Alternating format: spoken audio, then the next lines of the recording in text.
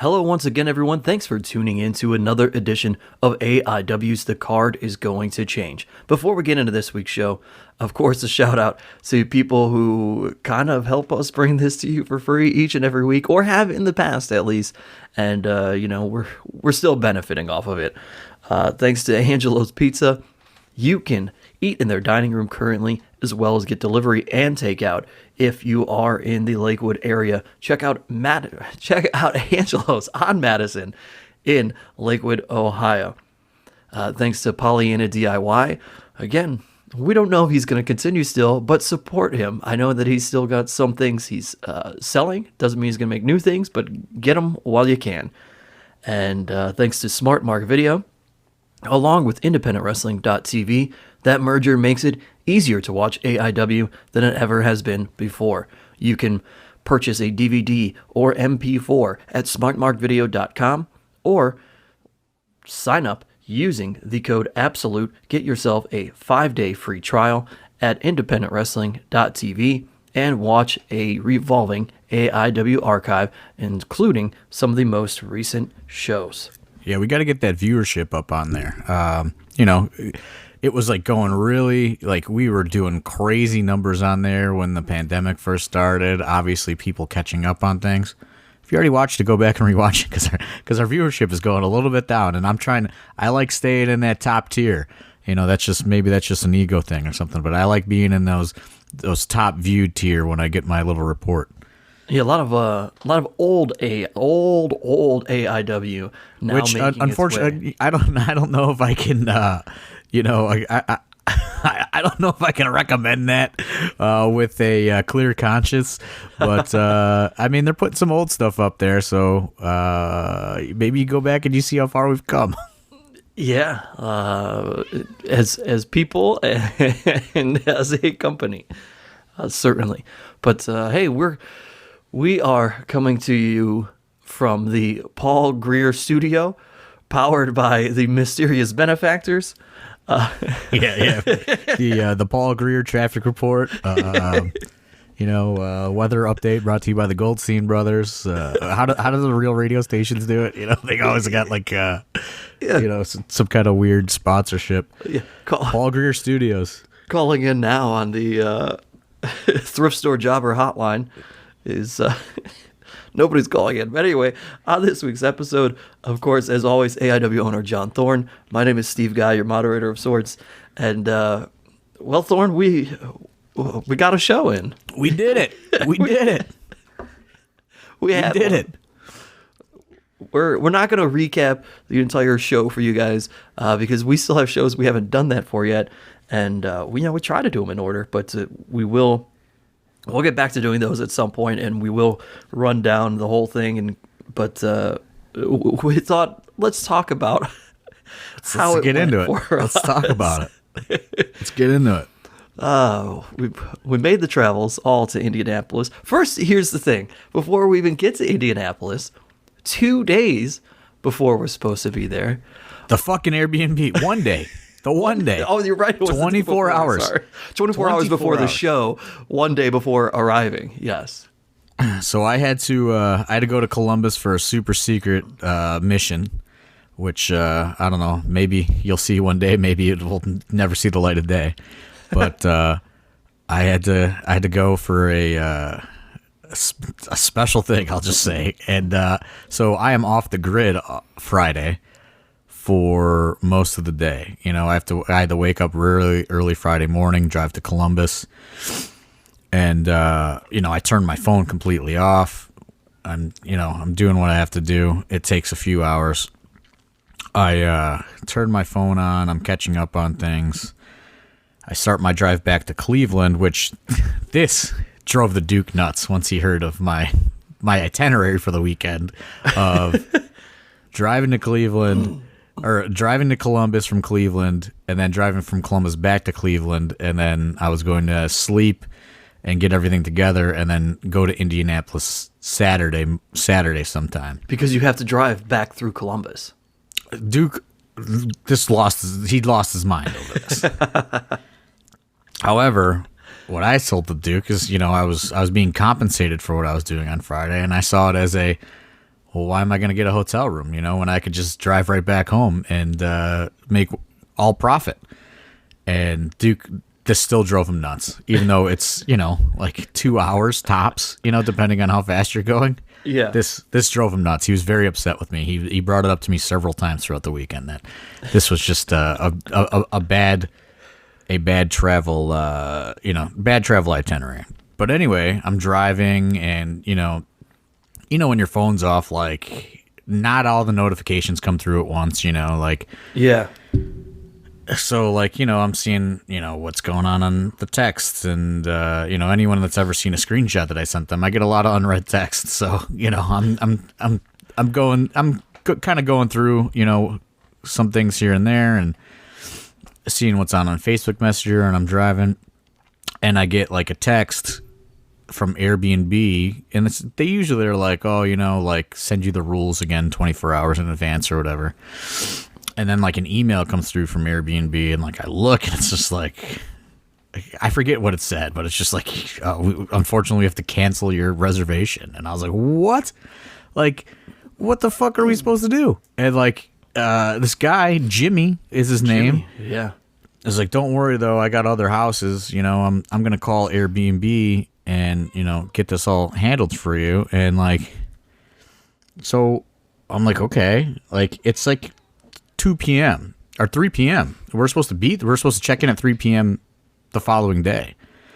And I was like, well, how the fuck are we going to find a place to go, like, and, I still have a 2-hour drive ahead of me. So it's like, I can't like be sitting there and like looking at Airbnbs, and I'm trying to get back home because I still had to do stuff to get ready for the show. And, also, I misunderstood how the Collective ticket rollout was going to go. Oh, yes. So that also threw a wrench in my plans. I thought, because,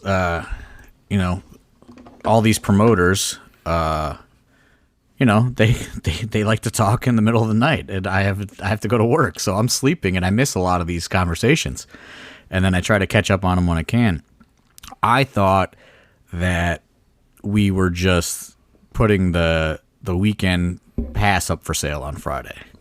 So I was like, okay, cool. Then it's just like, I look at Twitter, and it's like Southern Underground Pro tickets now on sale, Black Label Pro tickets now on sale. Like, and I was just like, what the fuck? Like, I missed this. How did I miss this? And I'm just like, I don't even have our ticket page ready. Like, because like, oh man, Friday was like ultimate. Like, it was just like, okay, like this is promoting again. I'm back. 8,000 problems like within 10 minutes of each other.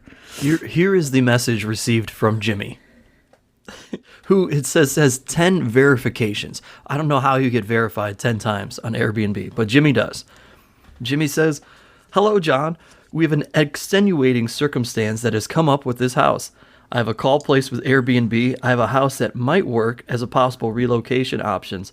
Happy to give steep discount. Happy to send that over too. Very sorry about this. Just got the word from the homeowner.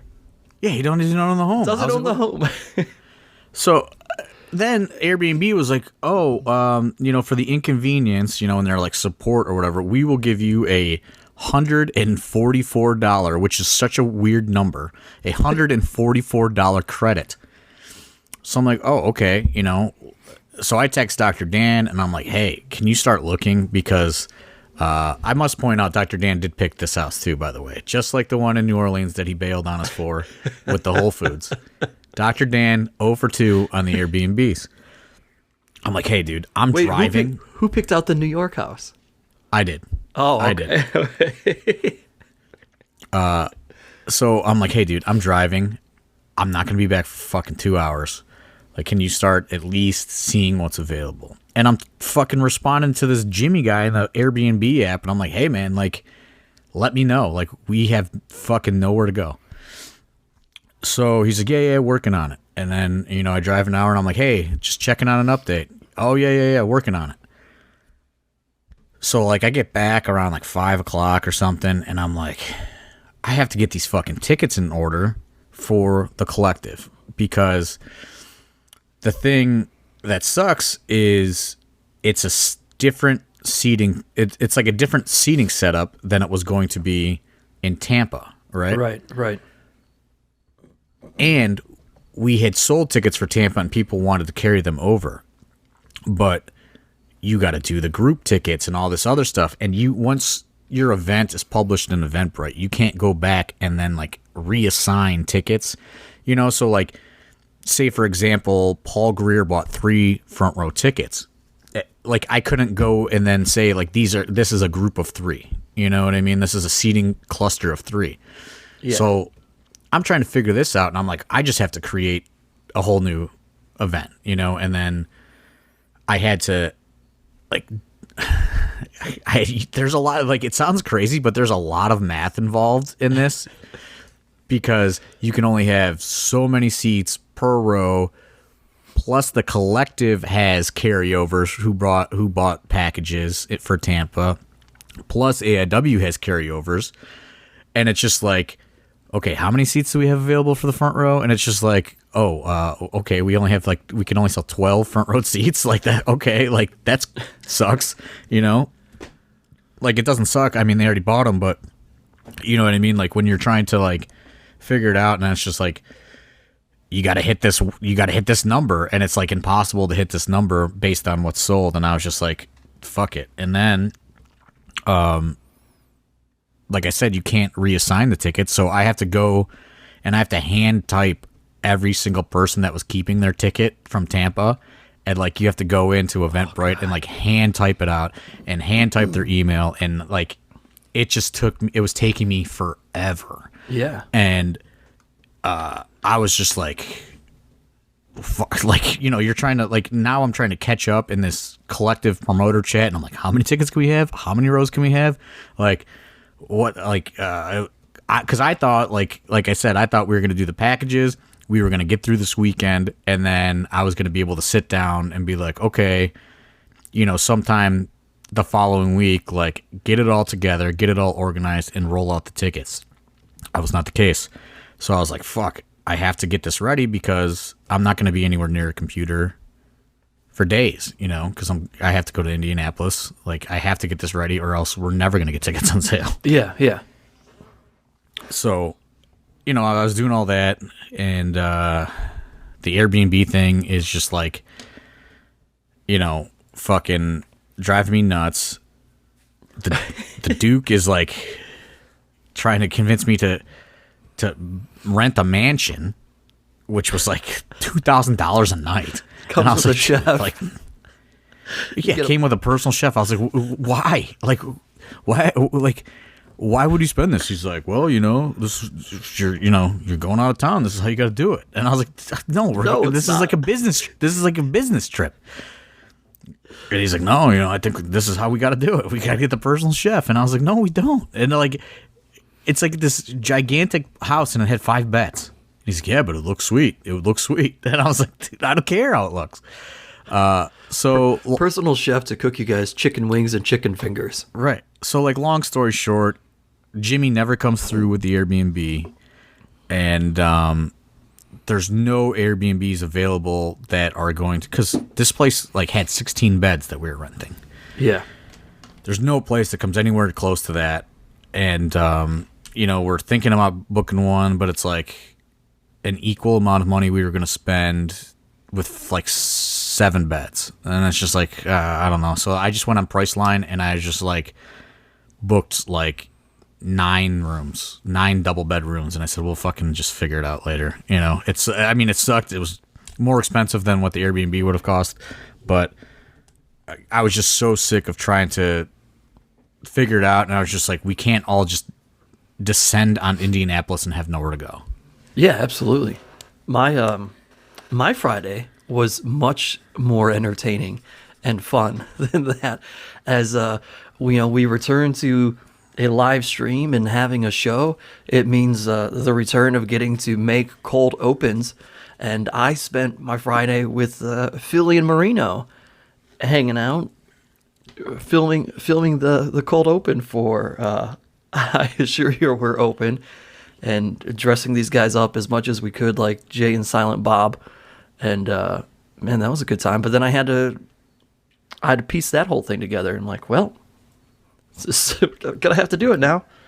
That takes time, but those two couldn't get together until that day. Although I will say we had the plan to do it a week before, and Marino did not set his alarm to wake up in time. Yeah, so we were. I was going to be working on this thing all week. I thought this is going to be great. Marino doesn't set his alarm, and then we get into the week, and we have work schedules and things to work around, and we can't do it until Friday. And we're like, yeah, this is gonna. I mean, it was like, you know, like, what's that expression? Getting like thrown into the frying pan or whatever, thrown into the fire, like thrown into the fire. It was just like, I mean, it was just like 0 to 1,000 in like a matter of minutes on Friday, and like there was no turning back after that. Like as soon as I woke up on Friday, it was just like 8,000 things to do. I haven't felt like that in 6 or 7 months. The good news is. Everybody ultimately gets to Indianapolis safely. We don't. You know, my whole thing, just getting there is like a fucking story for me, because I fly Fonzie into Cleveland because it was much cheaper, and he's like, "Oh yeah, fly me wherever, Daddy. I'm in for whatever, Daddy. You know, whatever. Say I'm company man, Daddy. You know, Cleveland, whatever. Okay, Daddy. Yeah, badass, Daddy." And so I fly Fonzie in, and Justice and the Bev are going to ride with me. That's my car, is Justice, the Bev, and Fonzie. And, you know, Fonzie is just 1,000,000 miles a minute. And he is 1,000,000 miles a minute for 5 straight hours. Like, there's like, I don't know where this man finds the energy. Yeah. You know, but that's like, we take our time, and we get there, you know, mid-afternoon Saturday. Luckily, you know, Priceline, old reliable Priceline, comes through with a nice 3.5-star hotel at the Wyndham by the airport. And, you know, we arrive, and then as soon as we get there, other people are there. Dr. Dan is there. Tom Lawler and the Duke arrive, because the Duke, of course, he couldn't drive. He had to fly in. So the Duke's plane lands. You know, so people started arriving shortly thereafter on Saturday. Fonzie, yeah. The only time here's what I think Fonzie does. Because if you remember the very first time Fonzie came in, we're hanging out all night. He wanted to hang out all night, and we go to my friend's. And Fonzie got a little tired that evening. And I think that from that first night when he realized, oh man, Daddy, this is going to go until 3 or 4 in the morning, I think that he sleeps all day before he comes to Cleveland so that he is ready to go the entire time, because now he doesn't stop. I don't know, because we'll get to that, and there's not a lot of Fonzie sleeping going on, but like he's just, I mean, I don't know where the guy finds the energy. He's just like ready to go, and you know, he's telling great stories the whole trip, which is awesome. But here is where the AIW crew makes a rookie mistake, and that is, let's go get some food in Indianapolis.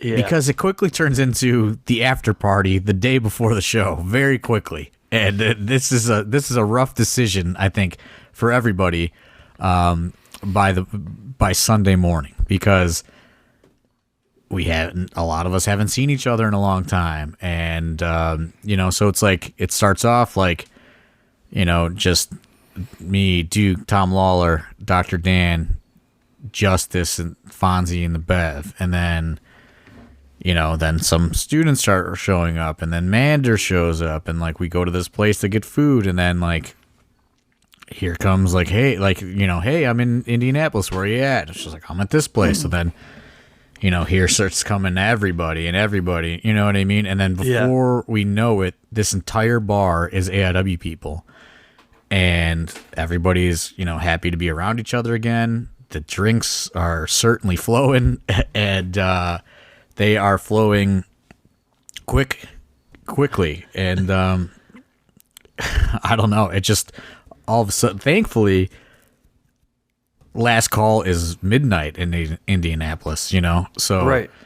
I think that's the only saving grace we have, or else we would have been out all night because everyone was just having such a good time being around each other. And it's funny because from talking to everybody and seeing pictures and things, like because we're still in this state of what we are, everything's like 6 people to a table or whatever. That was what was awkward. It's just like, okay, like there's the guys over there, and then it's like, and then it's like, okay, here's a table with like Eric Stevens and Tom Lawler, you know what I mean? And it's just like, it becomes like a wedding, how you're seated at all the different things, and you just get up and switch seats with somebody at another table. This whole place coaches, like every table was AIW people all the way down. Because I mean, you can't stand. You're not allowed to stand in a bar. You're not allowed to mingle in a bar. You know what I mean? You have to be at a table. So it was just like, it was awkward. So there's like lots of like yelling back and forth. You know what I mean? But yeah, it was good to be around. It was good to be around each other. And I don't know. Everyone is just like fired up. We're yelling and we're screaming. We're having a good time. I go to sleep. I wake up to my phone ringing. And the sun is out, and I am still obviously drunk when I open my eyes. And it's Swoggle, and he's like, hey, he said something, but I can get in at 11:30. And I was like, yeah, just get on it. And then like I look at my text, and there's like a ton of text, like, I know this, you thought this was going to be an issue, and it is. My flight's delayed, blah, blah, blah, blah, blah, blah. Because he couldn't come in the night before because he had an ACW Wisconsin show. And that's why I wasn't going to book him on it, because I was like, dude, if you get one delay, like, there's no way you're going to make it. So I see that, and then I see one from Fonzie. It's like 7:45 a.m. and it's just like, hey, Daddy, really looking forward to the staff meeting at 8. I was like, what? Like, what? And I'm like trying to recall whatever he's talking about. And I was like, I better put some clothes on. It's like 7:55 now. And I go down there, and all the students are there. Like, everybody's in the lobby. Fonzie's down there. I guess, in the whatever was going on in the night, I called the 8 a.m. staff meeting to get ready for the day. So I found out about this. I didn't get in until late because I was working on video packages, a couple of which end up not airing, but they'll be on the DVD and stuff because we're pressed for time. We're worried about rain. But anyway, so I go to stay at the Fairfield in downtown, and first of all, they don't have a room for me, which I called and told them I'd be checking in late. They're like, well, we are going to be sold out, so you may end up getting like an upgrade as long as you're cool with it. I'm like, yeah, obviously. But they don't end up having any rooms, so they're going to switch me to the Marriott next door. And I'm like, all right, well, this sucks, but at least I've got a place. I see Thrift Store Jobber outside, and he's the one who tells me I've got an 8 a.m. meeting the next day. He's like, hey, you gotta be at the other hotel at 8 a.m. tomorrow, man. I can't believe you got in this late. I'm like, what the hell is this? And then I see KTB outside because he can't get into his room for whoever he's staying with, and I'm like, dude, they're giving me a bigger room over here, and I think he was outside with like Tony Deppen, and they're both like, no, go ahead. We'll get into our room eventually. You got to get up really early. You got this meeting tomorrow. I'm like, I don't know how they knew because they weren't there. Somebody told them. I'm like, why the fuck does everybody know about this meeting that I have to be at 8 in the morning? So like, I don't recall how the meeting came up, but the meeting turns out to be very effective. I'll tell you that. Yeah. I did see eventually Dr. Dan telling the students that he wanted them to gather, but I'm like, in my mind, I'm like, I don't need to go to this 8 a.m. meeting. That's brother. I'm like, that's how to run the door and everything. I was feeling rough. At 8 a.m. And then like, Dan and I had come up with like task assignments and stuff earlier in the week, and he's just going over that, and we're going over everything. He's like, you done anything to add? And I was like, no, dude. Like, I think we're gonna puke. Like, I was like, let's go get him, guys. Woo. And I ended up going to breakfast with Duke at the hotel restaurant, and like I just couldn't even eat. Like I was just like, dude, I'm feeling rough. Like it was like that, like you haven't drank in a while, rough, to where like even when you're starting to eat, because you know you have to eat, it's just like it's not going well. You know what I mean? It's not going well. It's like the first time you haven't drank in a while, but you don't just have a couple drinks, you have multiple. Yeah, drinks. It was just like, well, you know, like when you get around everybody, they just go down, and you're not even like, it's like second nature. Like you're not even paying attention. And it's not like we're like ripping shots or anything, you know. No, it's just like you're just, the drinks flow, you know, like very, very easily. And then it's very quickly somebody arrives and you're talking to them and they're like, oh, I'm going to go to the bar, grab a drink. You want a drink? You want anything? Yeah. Yeah. And yeah, it just turns into like, man, I was feeling rough. And then like, it's like, you know, we get done with this meeting about 8:30, and like I'm like, I haven't even showered. I feel like shit, you know, like I eat, and like Brett Lauderdale's like, hey, I'm on my way to the venue, and I'm like, yeah, there's just gonna be some people there for you, man. Like I'm getting myself together. And dude, like I don't even wind up like getting together until like 9:30 or something, 9:45, and I say, the Duke didn't have a car, so the Duke hops in with me, and we find this place, and you know, then I started kind of like snapping out of it a little bit. I think I got a coffee in me or something, and I was like, okay, you know, it's game time. That place is it was like a 4 or 5 minute walk from the hotel where I was staying, but that park is so big. It's massive. I had no idea where that section was. I think I walked around the park for like, I got there in 4 or 5 minutes, but then I walked around for like 15 minutes or something trying to find it. And I'm like, where the hell? My saving grace was you sent us the picture of where to set up merch by a hot dog stand. Yeah. And I happened to see a hot dog stand, which wasn't the hot dog stand of the show, but I saw it, and I'm like, maybe that's the one. And it kind of then led me to where everything else was. Always follow the hot dogs if you want to find a wrestling show, dude. Exactly. I was like, thank God for hot dog stands. But who supplied the ring? Do we know still? His name's Merle. That's all I know. That's all we know. Does he run a promotion there? No, I think nearby? I think he just rents his ring out to like everybody in the Midwest. Like from what I understand, like very few companies have their own ring. Like, you know, throughout the Indiana, Illinois area, this guy just rents his ring to everybody. I think maybe he has a couple of them, and that's okay. You know, he has like some website like rentmyring.com or something. I don't know, but like he rents his ring to everybody, and so yeah, that was nice that we didn't have to bring the ring. Shout out to Merle, and yeah, that's all I know is Merle. But yeah, you know, I got there, and it's just like the COVID era promoting just brings so many more weird problems. You know what I mean? It's like, are we going to talk about the seating here? Yes. So it's like, okay, here's what we sold, so we need it set up like this, and then, you know, here's the list, and then it's just like, well, we have to spread these out more. You know, this isn't like a traditional show. We have to utilize this whole grassy space, and then it's just like, okay, here's the list. Like, let's assign the seats, you know, and then like, yeah. I don't know, somebody fucks up somewhere, and they're like, well, we don't have names for this one and this one. And I'm like, what? Then I'm like, okay, then get rid of those. But then Dom was like, no, we set it up according to what was sold, what you sent. So I was like, what the fuck is going on? Like, it's just so, like, I don't know. And it's like I said, it's like 10 o'clock in the morning, like, and nobody's ever done this before.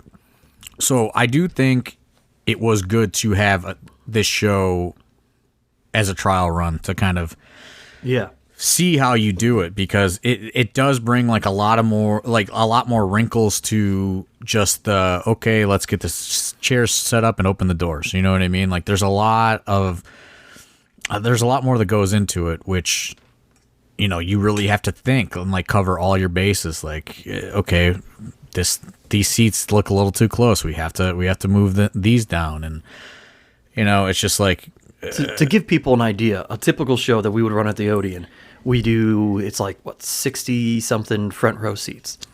65, I think. So we set up the guardrails, and we basically set up accordingly. Like, all right, let's throw out 65 chairs in the front row. Here we go. And then they rent 250 chairs, and we say, the very first show we did at the Odeon, we know that 30 chairs total could fit on the stage. We set those up, and then everything else, it just kind of falls behind wherever there. you could, how can it go? Yeah, very different than setting something up like this where you're going by groups. Yeah, and it's just like, and it's like you're trying to like comprehend the basic math, and I know it sounds so stupid, but like when you're like looking at it and then you're like looking at the sheet of paper of what you've sold, and it's just like something just wasn't clicking for like anybody. We were just like, what are we doing wrong? Like, why isn't this adding up? Yeah. And then, I kept having different students go through and like double and triple check. And then I assigned one student, and I was like, you're just going to stay in this area. And here's the list of everybody that bought tickets. And if somebody has a problem and they look like they cannot figure out where they're supposed to go, you need to go talk to them, because something isn't right here. And we have to move on to, to get this show. Yeah. The doors open. So I was like, this is your job for the day, man. And, from what I understand, there were no issues with that. But it's just like another weird thing is the locker room is like a mile away, dude. It's like a mile away from the ring. Like, it's far. It is far. That's a whole different wrinkle. Just trying to, now it's like you have to tell people.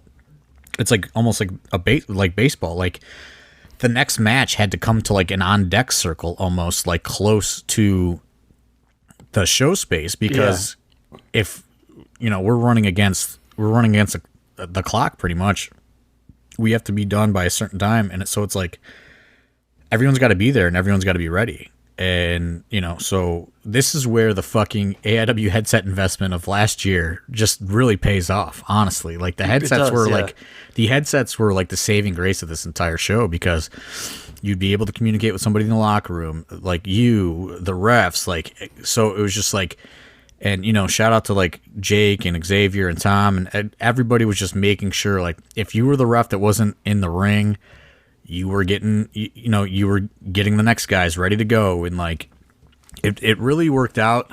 And I think that's just a credit to the AIW well-oiled machine, because even though it's been a while, everyone knew, like, okay, like, we have to get these tasks accomplished and we have to be efficient.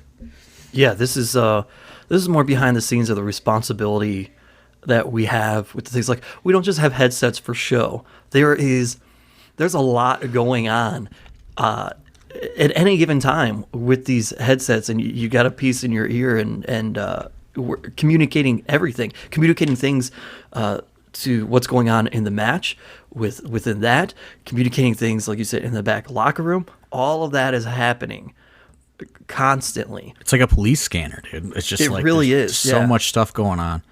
And it was I will say, we also, before we, I'm going to jump around, like, we were trying to figure out how can we expedite the ticketing process, because we can't just have somebody like passing wristbands out. So like, on like Thursday night, I went through all the ticket orders. I came, all the different color wristbands.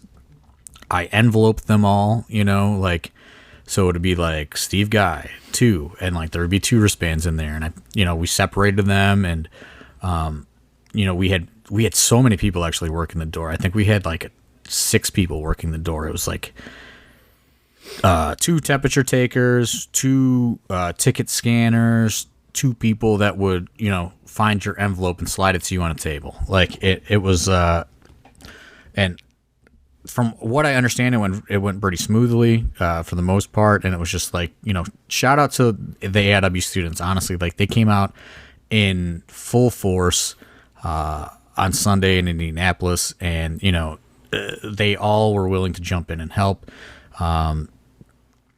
we had, a lot of the new girl students. They were out there taking temperatures, and Dustin Alberti was, he took on the Pedro role of like running the front of the house and, kind of supervising that whole thing and making sure that went smoothly, and, running the door, which, helped a lot. Everybody really, I can't say enough about the crew. Everybody really jumped in and was helping. We have to have a sanitation crew, like all these different things. Shout out to Coach Jim leading that team. Yeah, Jim was he was a star, honestly, of Sunday. This is what's great about, obviously you like having the youth of all these young guys around, but they aren't the most responsible. Jim, he gets a van, he gets people there, he gets a room. He's like, he takes, this responsibility on, and, they had the ring sanitation down to like 40 seconds, so, they were just like in and out. That was the thing that we came up with. The first, we do the warm up, the dark match, which and then, I will say, people were like, people think we like throw a dark match out there just to like, just throw a extra match out there. No, like the dark match was out there for a purpose. It was like, okay, let's make sure the headsets are working. Let's now like get this sanitation crew like a practice run. Like there was a purpose for that dark match. So we have them, and I see how long it takes, and then I think even the first match it took a little bit longer. But what we quickly realized is where we're sitting. So because of how everybody has to be distant, it's not like old times where the Odeon, these guys could be right here. Bam, they're not ringside. They have to kind of So like we kind of get on them like, hey, you got to start creeping up a little exactly when the match is over. Because the other thing is too, they don't want to appear on camera and take anybody's time. So like we are very like vigilantly kind of watching. There's 3 camera people, hard cam, and then 2 camera roving cameras. So we're very like vigilantly watching them, and like, all right, you guys, if you kind of can sneak back over here, and I tell him, I think I tell Coach Jim too, so he can give everybody else a signal. Like as soon as you see that camera person move to the person getting out of the ring, that's what they're focused on, man. They're not going to see the ring anymore. So just get in there and wipe it down as people are basically still exiting, because viewers at home aren't watching the ring being sanitized at that point. They're watching, whoever leave the ring. And I think this is like, not trying to put us over anymore, but like I really think this is what is great about the entire AIW crew is it's not just like, okay, here's the plan. Oh, the fucking plan sucks. Now what do we do? Like everybody is able to audible and like go with the flow. So it's just like, and it's like a high pressure environment, but like people make changes and switch and continue to kind of, improve and make it go, because we're live, like we can't stop and wait for you guys to clean the ring for 2 minutes or something. Like it's like we have to make these changes on the fly and get it going. And I think that worked out really well. Like I said, props to Jim and all the other kids that were on that crew, helping. And it was weird. It was almost like we had like little supervisors throughout the building. Like it's just like, okay, you're running this, you're running this, you're running this, you're running that, and then it's just like it all kind of came together as like one whole unit. The other thing that helped in terms of shortening that time frame with sanitizing, we're in this outdoor space, and it's not like a Wrestle Rager space where you pack in a bunch of people and the energy is right on top of you the entire time. Because of social distancing, because of the fact that there is just open space behind us because there's a river there, and we're in this massive park, all the energy from the fans just kind of goes up, right? And it doesn't stay trapped as well, and sometimes they lose their energy a little bit. It's like what Vince McMahon tells Shawn Michaels in that The True Story of WrestleMania documentary from WrestleMania 9. And it's all going to go out. And so knowing this and realizing too that not part of my thinking like, all right, if we have them creep and they get on top of this, now not only are we shortening it for the people watching at home, and we're making sure, because we got to have people coming down this massive hill, so the entrances are immediately going to be longer anyway. But on top of that, the crowd can keep their energy as much as possible because we're shortening that time frame between them. And if that energy gets completely lost, it's tough to have that energy completely lost in the environment that we are in, I think. Yeah, I will say that is, that was the strangest thing about, kind of the COVID era, social distancing, outdoor. It is really hard to get an energy level up in that situation because everyone is so spread out. The noise is going up. So it is hard to really generate or create an atmosphere.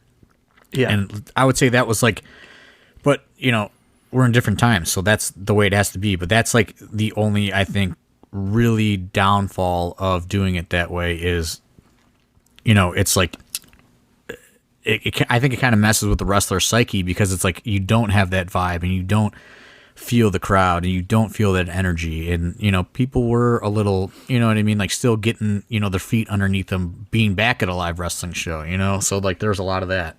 It's a thing that, to draw the comparison to comedy, I tell people, like young people starting out all the time too, if you're in different places that are very cavernous almost, and you lose all the air just goes up, and in these places that aren't conducive to comedy because people aren't right on top of you. And I would kind of encourage wrestlers to do the same because there's always moments where you're down, right? And you're going to take a second while you're selling. In this situation, you have to look at the crowd. Yeah, like you have.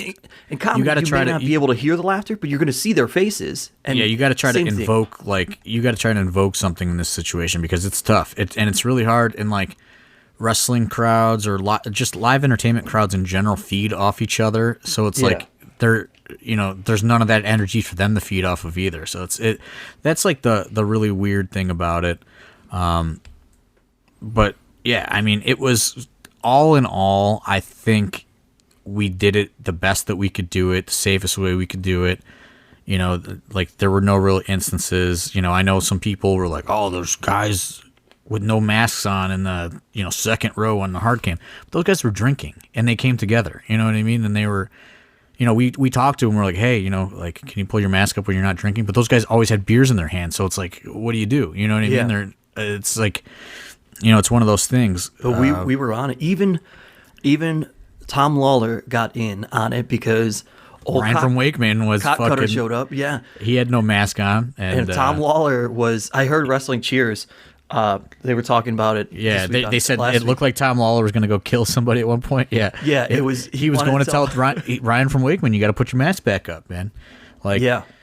That was, and everyone was pretty cool about the whole mask thing. Even those guys that were, they were drinking the beers, like, yeah, we get it. Like they would pull their mask up because, and it's like they were abiding by the rules. They just took it down to drink, and it just so happened that they took a drink and they turned around for an entrance, and they'd be right on the hard cam, and like people on Twitter would be like, "Oh, see, no masks," and it's just like, no, like these guys are fucking drinking beers. They probably had 20 beers that day, and like they were going pretty hard. And it's not like they didn't have a mask on at all. They would pull it up when they're done with their beer, and that was really the only thing. Everyone was super cool about the masks though, and like abiding by the rules, and everyone kept their distances from each other, which was good. It's one thing to be like, hey, we're doing these protocols, we're putting these protocols in place, but you expect like somebody to be like, nah, fuck that, I'm not doing that. Like, yeah, there are people that were even like, hey, I have a medical condition, but I'm still going to wear the mask because I want wrestling to happen. And I was just like, oh, they are totally exempt from doing it, but they wanted to, do what they had to do to be back at wrestling, which I thought was very cool. The wrestling fans were all very cool about it. They were. We run into a little bit of a situation with rain. Brother. Like, that was like, I'm sure when we do the full recap of this, we'll get into that. But all week for a month. I'm checking, and it's just like 20%, 10%, 0%. Like it's always changing as we're getting closer, you know. And then like a couple days before the show, it's at 0, and then it goes back up to 20, then it goes to 10. The morning of the I looked the night before, it's at 10, 20 at night. Morning of the show, same thing. And clear radar, by the way. Right. And then like Swoggle is down to watch the Karate Man match. Yeah. He's like, I felt the drizzle. And I said, no, you better not. Like, this better not be happening. There's no way this is happening. And then I felt one. And then I pull my phone out and I look, and it says 60% chance from 1 to 3 p.m. Literally the hours that are left for the show. And I was like, are you kidding me? Like, what kind of sick joke is this? And I am just losing my mind. And like Swoggle's supposed to be after intermission. And he's like, let's skip intermission. And I was like, okay, let's skip intermission. But Smart Mark Video, they have to protect their cameras. I didn't think about that. So we have to call an intermission. So, you know, and shout out to Robles, always prepared. It has plastic ready to go. They have to kind of get the cameras prepared. We literally had no idea what we were going to do if it was going to be a torrential downpour, though. We were just kind of like flying by the seat of our pants, like, okay, let's get, as soon as the cameras are ready, we're going, and we're seeing how far we can get, because we didn't know. And like then people like Wadsworth pulls up the fucking Doppler radar, and it just looks like hell is coming. Like it's just like a big green blob of fucking chaos. And my anxiety is like through the roof. And I'm like, I'm on the headset. I'm like, as soon as this camera's ready, we are going. You have to be ready. You have to be ready. Like I'm telling everybody, Tom Dunn, where are you? Steve Guy, where are you? We have to go as soon as this is ready. And it took about 10 or 15 minutes to get the cameras together. And like, as soon as they were ready, I was just get in the fucking ring. Let's go. Yeah. And it sucks for that segment, kind of. You know, they still got the point across, but that was supposed to go longer. And like, I wasn't even calling times at that. I was just like, you know, Nate Webb is doing his thing. They're doing all this shit. And it was supposed to have like 15 minutes total. I don't know how long it goes. Like as soon as Nate still went long. As soon as Nate Webb's in the ring, I was just like, you got 5 minutes. Like, let's call it 5 minutes. And like, they're like, what? 5 minutes? And I was just like, just fucking, we have to go, because like, this was a fun segment, but all the like, the kind of meat of the show was set to come, like still to come. You know what I mean? You still had the PME tag title thing. You still had the main event kind of fucking chaos. So I was like, unfortunately, I was like, we have to go. Like if that was a normal AIW show, that would have got maybe a little bit more time, maybe not. And then I'm just like, then like Eric Stevens and Lee are next. And I was like, you guys got to shave time. They did not shave any time though. But it starts clearing up. So I was like, shave time. And I was like, well, the sun's peeking out. And like, I'm getting word to the locker room. I'm like, PME into Infinity Beyond, you guys got to shave time. And then I was like, well, maybe not. The sun's peeking out. So like, it never really rains, but like, we get a drizzle during intermission. We get a drizzle a little bit during the 4-way before intermission. And then the Swoggle Levi segment, it's drizzling, but then it quickly kind of clears up. Well, it doesn't. It's still cloudy, but like it stops raining. Yeah. And you know, we're able to power through.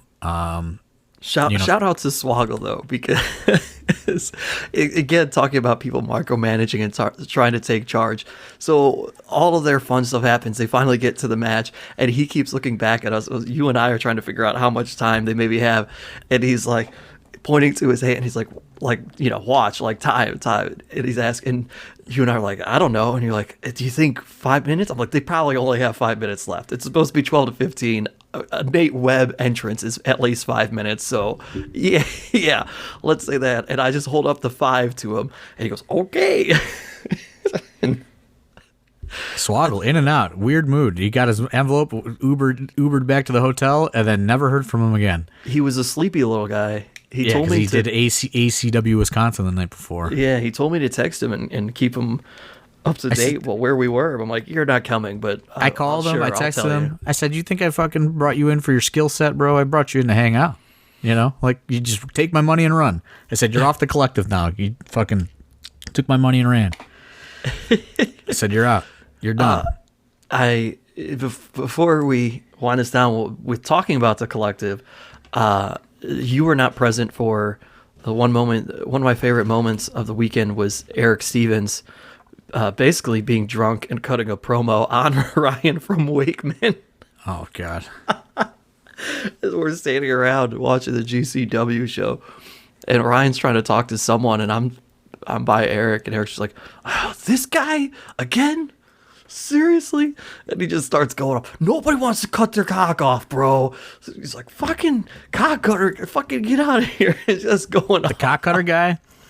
So I don't know. Whatever. Like, I'll get to this cock cutter thing. Like, we get through the show.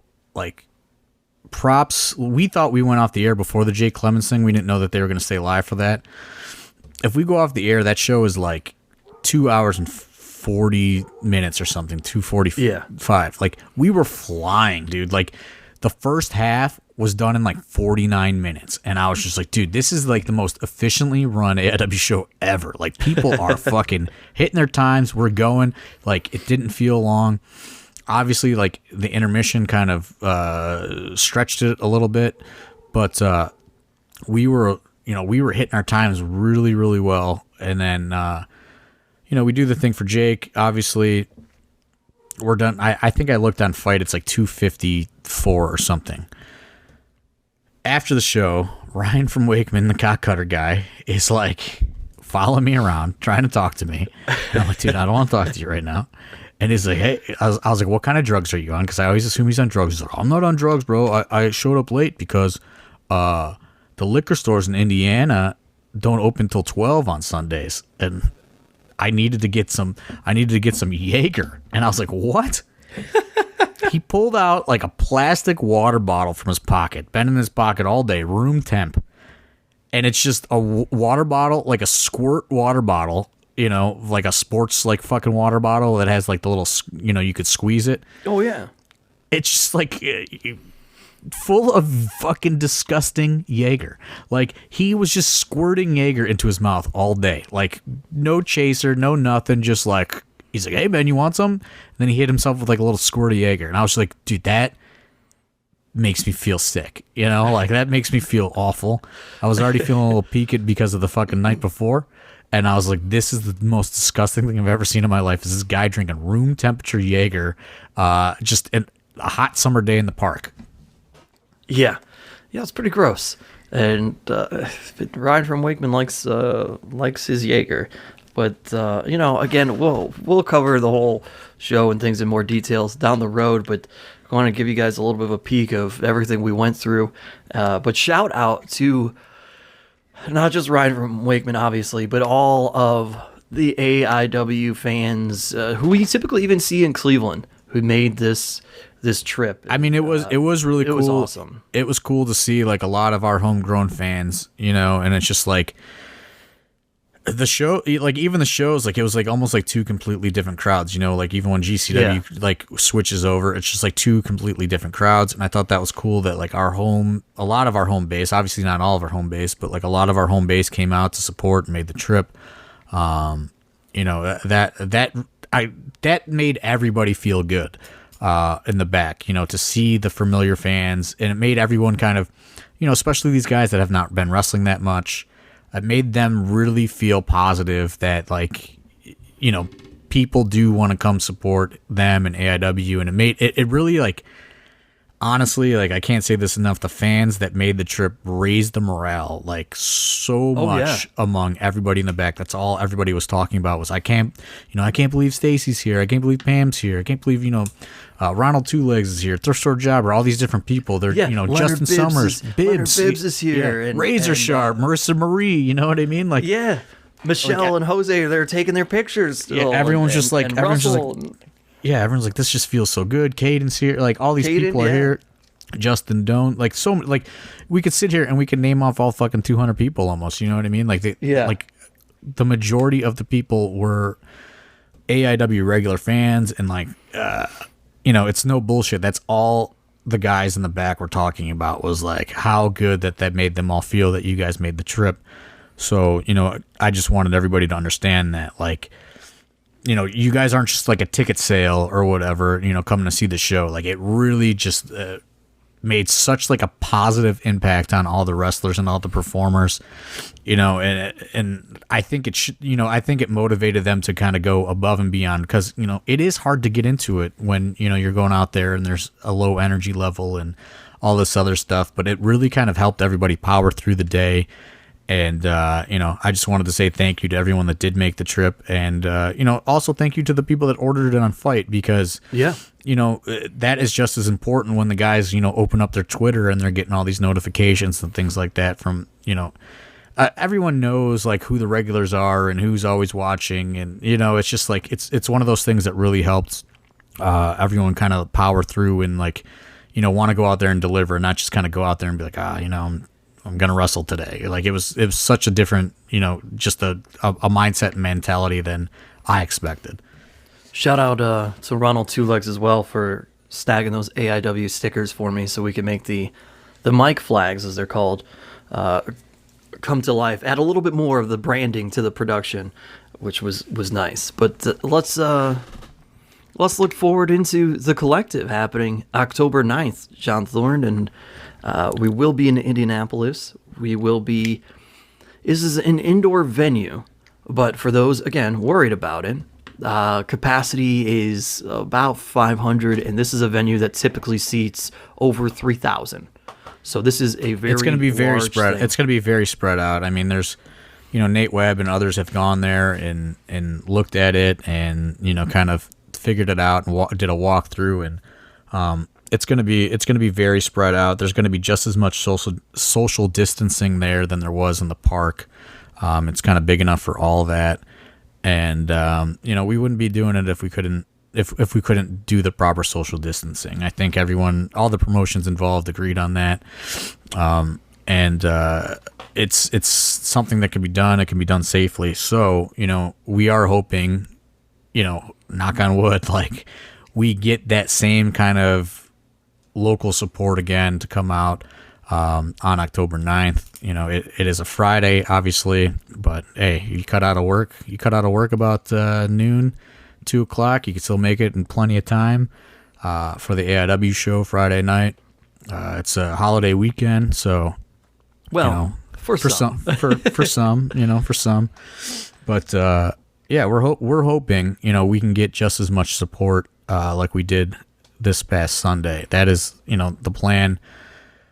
That is, honestly, that was really a determining factor in, are we going to do this no ropes barbed wire match? Are the Cleveland people going to come? Are they going to care?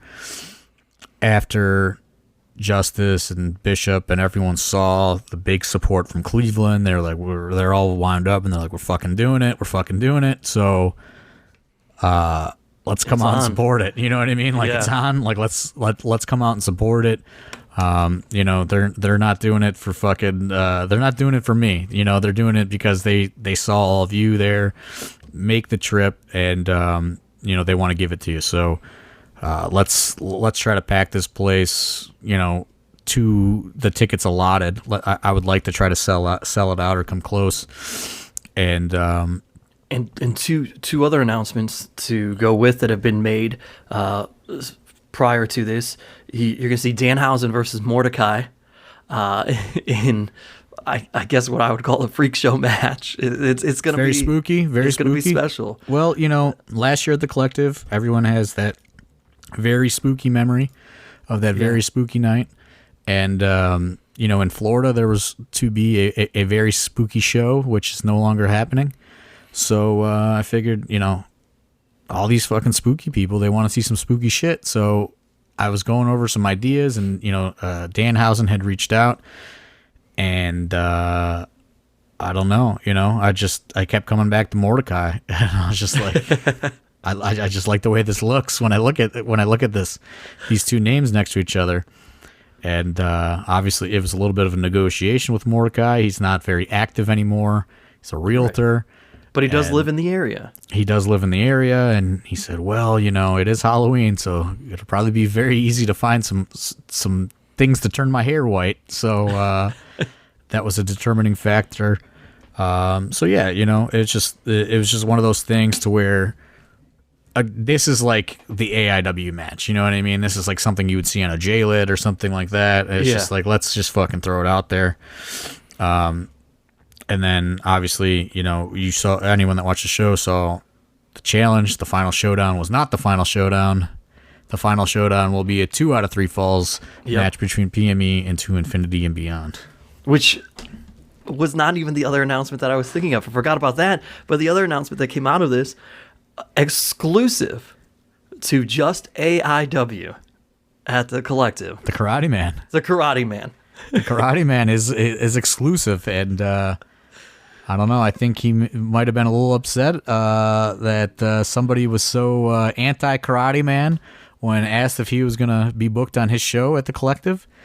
And I got a message from playedbyjulian.com and said, do you want the Karate Man exclusive at the Collective? And I said, I guess. Sounds good to me, bro. So there you go. We went 2 out of 3. Who knows? I will say, obviously, we are going to have to probably run that one back at some capacity. There was a death, a resurrection. I don't know what the fuck those guys are going to do. They want to do it again. They want to incorporate weapons and I don't know what the fuck else. So, we didn't have much planned for this Karate Man versus Filthy Tom Lawler. So I think we're just going to roll the dice and see what they come up with again, because they did a good job this time. So you're going to get Karate Man. You're going to get a 2 out of 3 falls. PME versus To Infinity and Beyond for the tag titles. You got Mordecai versus Danhausen.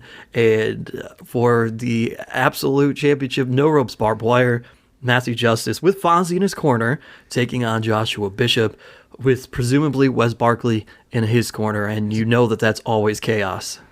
Yeah. Without no ropes barbed wire. So we're going to see what happens. We're really trying to put our best foot forward, the best that we can for this show, on top of making it different than all the other shows you're going to see that weekend.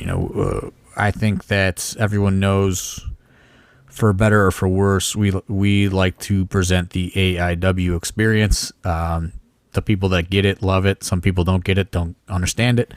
But, we are going out there and we are going to present a show, just as always, that is true to AIW and true to our fan base. Yeah, so grab your tickets. You can get them right now. Shop.aiwrestling.com. You can get individual tickets just come for AIW on Friday. You can get package deals for the entire Collective if you want to watch some other shows that weekend as well. And Fight TV packages will be down the line if you can't make the trip. It's out. They're out. Yeah, are they out now? There's a Fight TV package out, like a Fight pay-per-view package. You get all the shows. That's right. Yeah, I think for all of the shows that entire weekend, it was like $140 or something. I can't remember off the top of my head, but which is a lot of shows for that amount. Yeah, I mean, I think there's 4 a day, right? I think that's right. Yeah. Yeah. So 12 shows, yeah. There you go. You guys do the math. Any final thoughts here, John Thorne? I mean, it's funny. It was like the wrestling hangover. You know what I mean? It took me a little bit to feel like a human again. You know what I mean? It's just like you're not used to the the show, the hanging out. Then on top of the 2 5-hour drives. Yeah. It was just it was a lot. It was a lot. So it took me a couple days to really, I don't know, get back to normal. I don't know how you felt about that, but yeah, it was like, man, like all of a sudden I was like, man, it's Friday. Like this whole week has been a blur. Yeah, I was. You know what? I was pretty exhausted. Like when I woke up that next day on Monday, on Labor Day, in the hotel room, and I was like, man, that took more out of me than I expected. But because we hadn't done it in so long, and I think there's, I think that the mental fatigue is a very That's what I mean. a real thing. Yeah, well, the mental fatigue of all the problems, and then the show, and then then the drive back, and like I had to get Fonzie back. He had a flight at 6:30 out of Cleveland, and it's just like there was all sorts of rain and construction, and it was like, oh, I was dodging tornado warnings on my drive. I was a little bit further behind you. The whole thing was I was so tired and worn out that I stopped during my drive, and I'm like, I just gotta nap for 45 minutes. And you hit the rest area nap. Yeah, and I did it for 45 minutes, maybe an hour. Had I not done that, I'd missed these tornado things completely. Instead, I was just outside Columbus as all of that stuff was hitting, and I was sheltered inside a very small secondary, another rest area with probably 30, 40 people because the winds picked up real fast, and everybody was getting the warnings on their phone of hail and tornadoes, and we're like, this is going to be an experience. So that was another added thing. Yeah, I guess I had to then recover from that whole mindset too. Yeah, it was just it was a lot, and then even doing this podcast, we had planned okay, we'll do it on Monday night or Tuesday, and it's just no, yeah.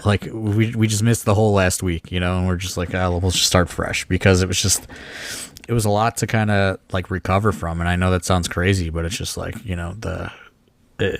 for not doing it for a long time, it took a lot, I think, out of all of us. But hey, we did it, and we're back, and we have another show to look forward to, and then we'll take it from there again. The collective bundle, I just looked it up. The collective bundle on Fight is $139.99, and you get every show live. There you go. Very unlimited nice. replays. Hey. So once again, thank you to the AIW students, to the entire AIW crew that helped us pull this whole thing off successfully, and thank you to all of you who did come out to Indianapolis and supported us, and to all of those who watched at home on Fight TV. This whole machine can't run without all of you, is what that comes down to. But we will hopefully see you on October 9th. Hopefully. Yeah, and we got another show to look forward to, which means more of this podcast then, I guess, right, John Thorne? This could be the last one of 2020. We don't know, obviously. You know what I mean? There's no plans beyond it, so yeah. Let's make it a good one if it is. So, for John Thorne, my name's Steve Guy. We'll talk to you next week right here on AIW's The Card is Going to Change.